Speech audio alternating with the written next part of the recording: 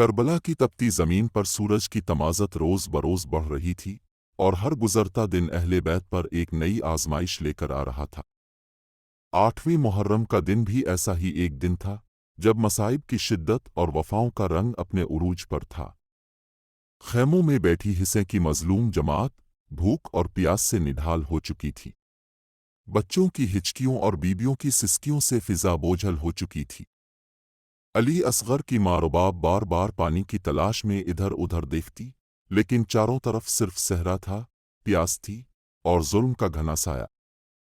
8ویں محرم کو یزیدی فوج نے نہ صرف پانی کی سپلائی بند کیے رکھی بلکہ فرات کے کنارے پہرا بھی سخت کر دیا گیا۔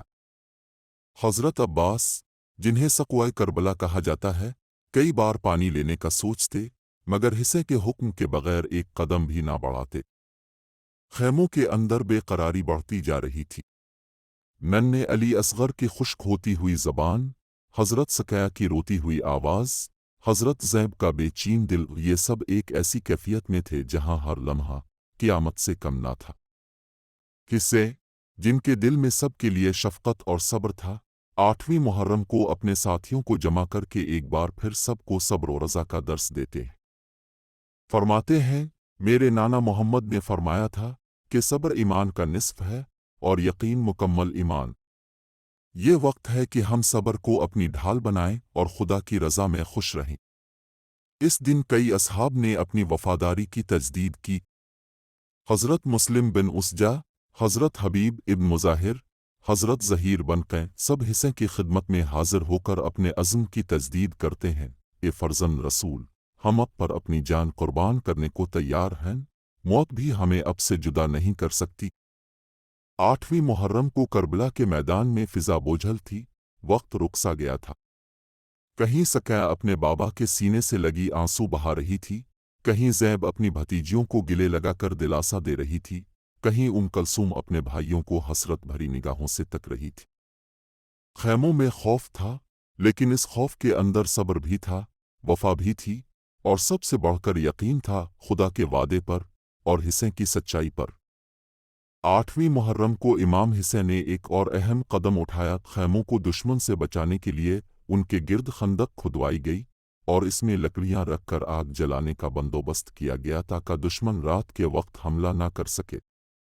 امام جانتے تھے کہ حملہ ابھی باقی ہے، خون ابھی بہنا ہے، قربانیاں ابھی پیش آنی ہیں، لیکن وہ چاہتے تھے کہ اپنی قوم کی حفاظت آخری دم تک خود کرے۔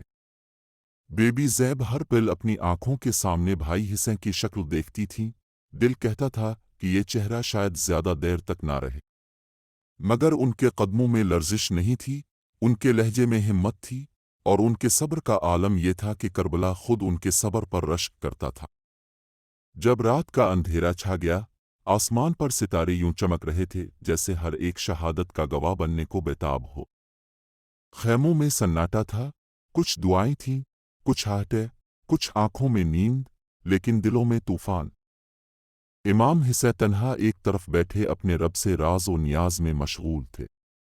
ان کی زبان پر بس یہی دعا تھی کہ میرے پروردگار، تو جانتا ہے ہم نے تیرا دین بچانے کے لیے سب کچھ قربان کر دیا۔ 8ویں محرم وہ دن ہے جب کربلا کی دھرتی نے اہل وفا کے صبر کی انتہا دیکھی، جب آسمان نے زمین پر جھک کر حصے کی عظمت کو سلام کیا، جب تاریخ نے ظلم اور حق کے درمیان لکیر کھینچی۔ یہ دن ہمیں یاد دلاتا ہے کہ کربلا صرف ایک میدان جنگ نہیں، یہ قربانی، وفاداری، صبر اور یقین کی زندہ تصویر ہے۔